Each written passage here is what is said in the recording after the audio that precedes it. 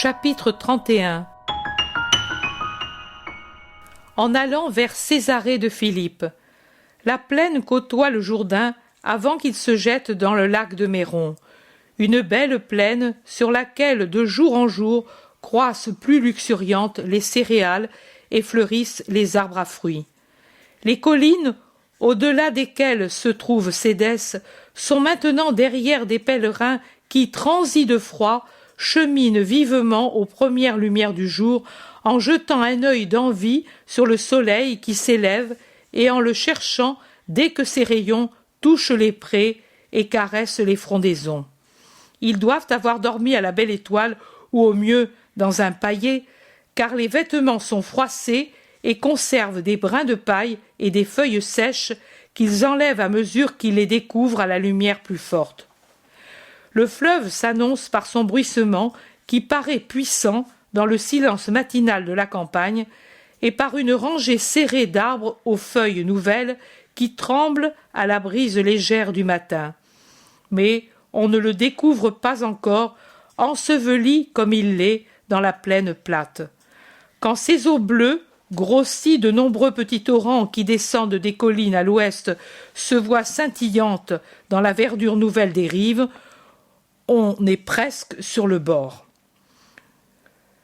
Suivons-nous la rive jusqu'au pont, ou bien passons-nous le fleuve ici, demande-t-il à Jésus, qui était seul, pensif, et qui s'est arrêté pour les attendre. Voyez s'il y a une barque pour passer. Il vaut mieux aller par ici. Oui, au pont qui est justement sur la route pour Césarée, Panéade.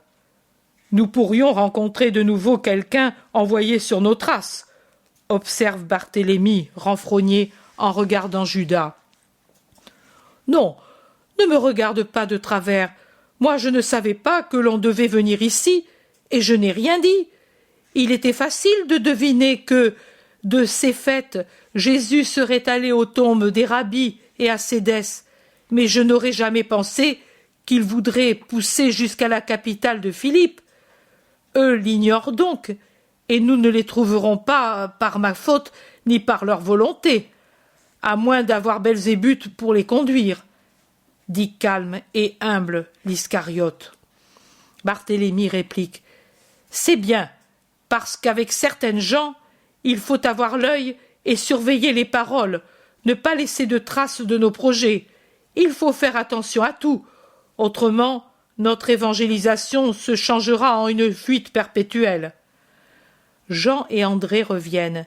Ils disent: nous avons trouvé 2 barques. On passe pour 1 drachme par barque. Descendons sur le bord. Et dans les 2 petites barques, ils passent, en 2 fois, sur l'autre rive.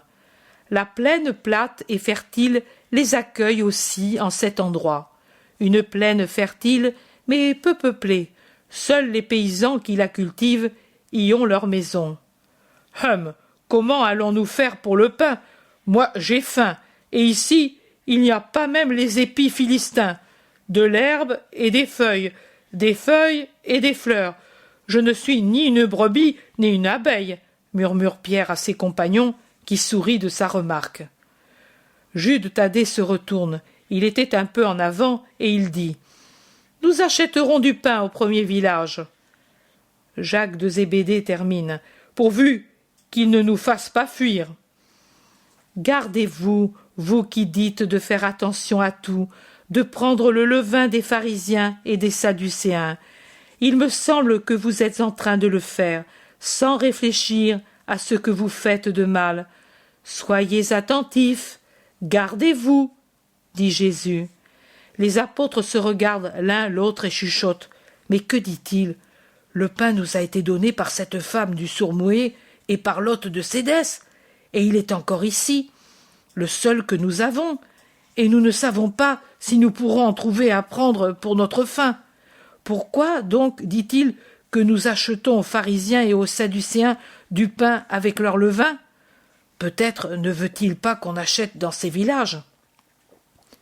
Jésus, qui était de nouveau tout seul en avant, se retourne de nouveau. Pourquoi avez-vous peur de rester sans pain pour votre faim? Même si tous ici étaient sadducéens et pharisiens, vous ne resteriez pas sans pain à cause de mon conseil. Ce n'est pas du levain qui se trouve dans le pain que je parle. Par conséquent, vous pourrez acheter où vous voudrez le pain pour vos ventres. Et si personne ne voulait vous en vendre, vous ne resteriez pas non plus sans pain. Ne vous souvenez-vous pas des 5 pains dont se rassasièrent 5000 personnes? Ne vous rappelez-vous pas que vous avez ramassé 12 paniers pleins de restes? Je pourrais faire pour vous qui êtes 10 et qui avez un pain, ce que j'ai fait pour 5000 avec 5 pains. Ne comprenez-vous pas à quel levain je fais allusion? À celui qui fermente dans le cœur des pharisiens, des sadducéens et des docteurs contre moi. C'est la haine et c'est l'hérésie.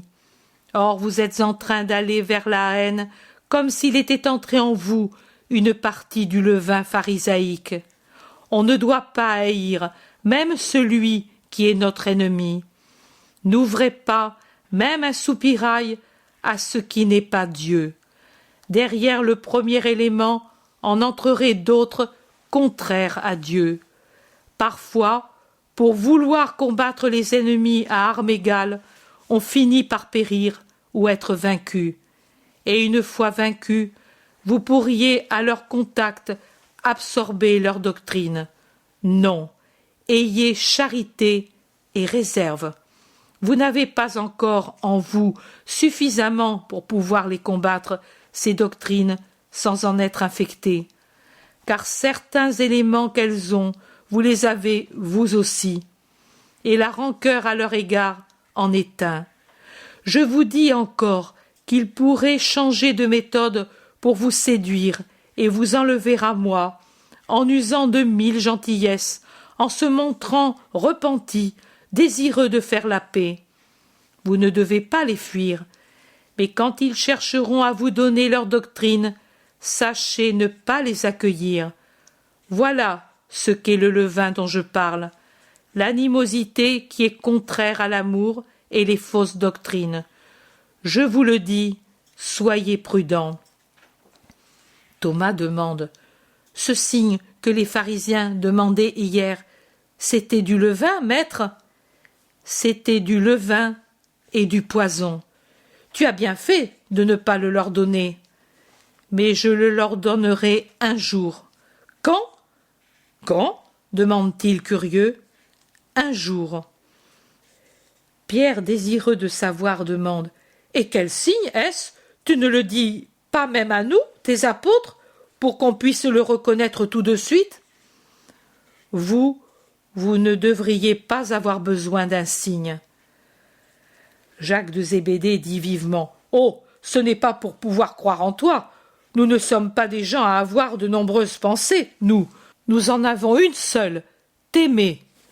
Mais les gens, vous qui les approchez si familièrement plus que moi, et sans la crainte que je peux leur inspirer, que disent-ils que je suis?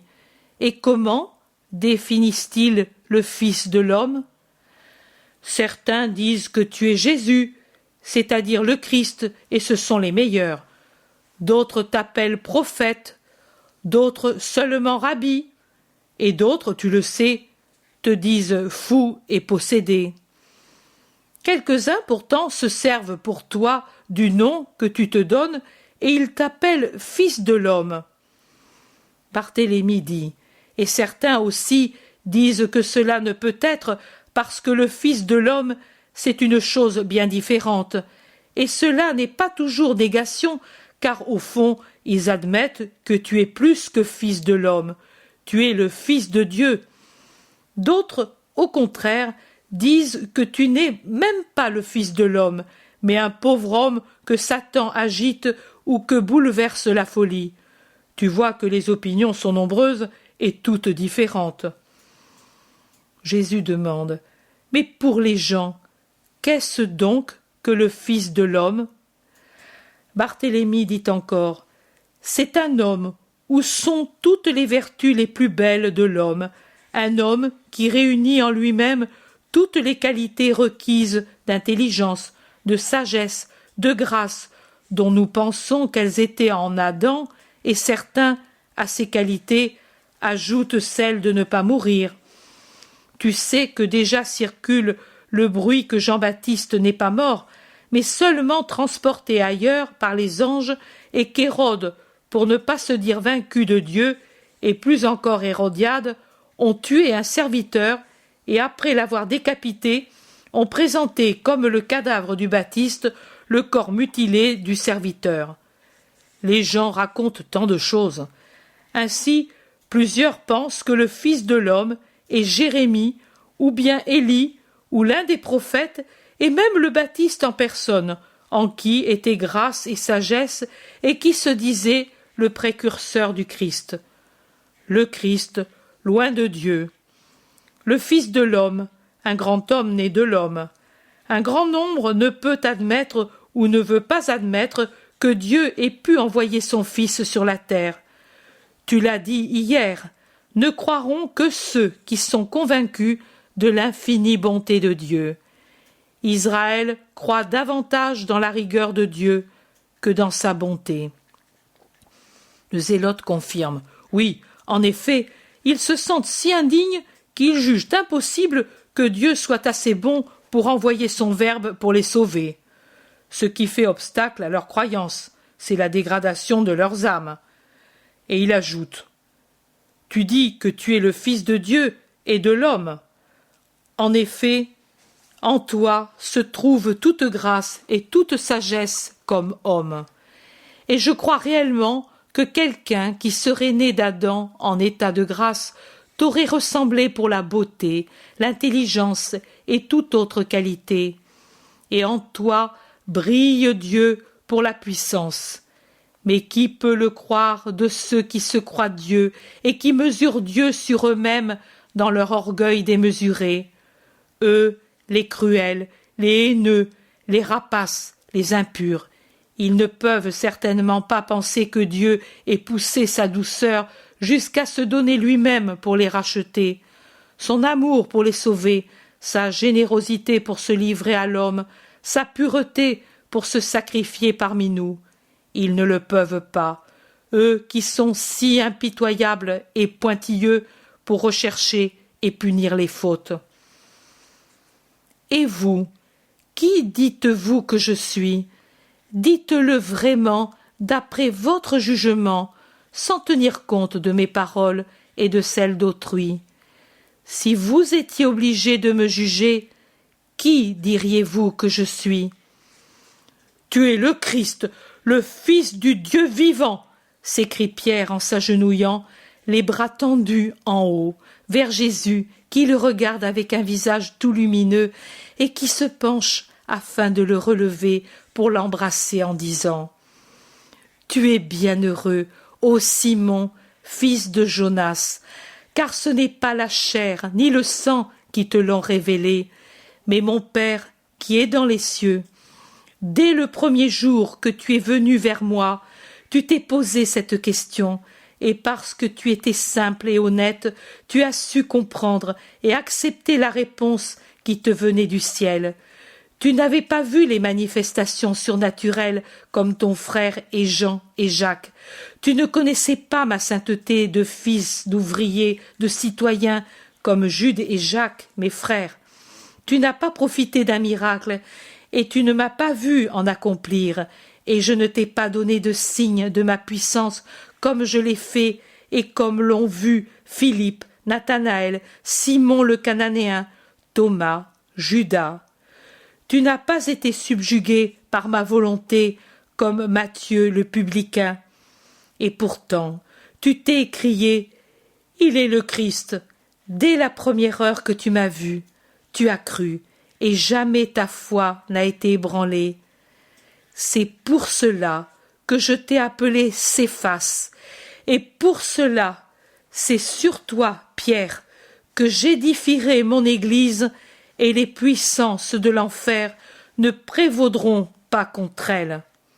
C'est à toi que je donnerai les clés du royaume des cieux, et tout ce que tu auras lié sur la terre sera lié dans les cieux, et tout ce que tu auras délié sur la terre sera délié dans les cieux, ô homme fidèle et prudent, dont j'ai pu éprouver le cœur. Et ici, dès cet instant, tu es le chef auquel il faut donner l'obéissance et le respect comme à un autre moi-même. Et c'est tel que je le proclame devant vous tous. Si Jésus avait écrasé Pierre sous une grêle de reproches, les pleurs de Pierre n'auraient pas été aussi forts. Il pleure et éclate en sanglots, le visage sur la poitrine de Jésus, des pleurs qui n'auront leur égal que dans ceux incoercibles de sa douleur d'avoir renié Jésus. Maintenant, ce sont des pleurs faits de 1000 sentiments humbles et bons. Un peu encore de l'ancien Simon, le pêcheur de Bethsaïda, qui, à la première annonce de son frère, avait dit en riant « Le Messie t'apparaît ? Vraiment ?» incrédule et plaisant. Mais un peu de l'ancien Simon s'effrite sous ses pleurs pour faire apparaître sous la couche mince de son humanité toujours plus nettement le Pierre, pontife de l'Église du Christ.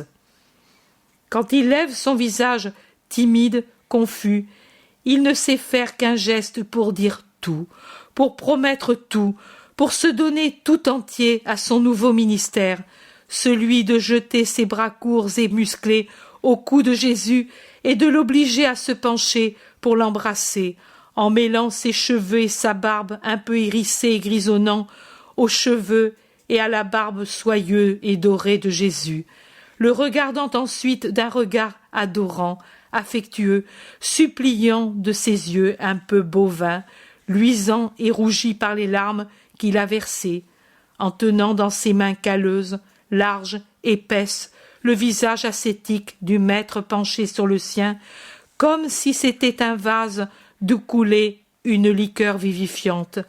Et il boit, douceur et grâce, sécurité et force de ce visage, de ces yeux, de ce sourire. Ils se séparent enfin, reprenant leur route vers Césarée de Philippe, et Jésus dit à tous « Pierre a dit la vérité, beaucoup en ont l'intuition, vous la connaissez, mais vous, pour l'instant, ne dites à personne ce qu'est le Christ dans la vérité complète qui vous est connue. Laissez Dieu parler dans les cœurs comme il parle dans le vôtre. En vérité, je vous dis que ceux qui, à mes affirmations et aux vôtres, apportent la foi parfaite et le parfait amour, arrivent à savoir le vrai sens des mots « Jésus, le Christ, le Verbe, le Fils de l'homme et de Dieu ».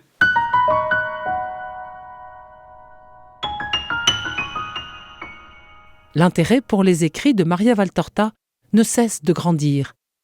Et les fruits récoltés, vocation, conversion, sont immenses. Visionnaire de la vie du Christ, de la conception de Marie jusqu'au début de l'Église, sa description des personnages, de leur psychologie, la précision des lieux où ils évoluent, des coutumes et mœurs de l'époque, est proprement sidérante et à ce jour inégalée.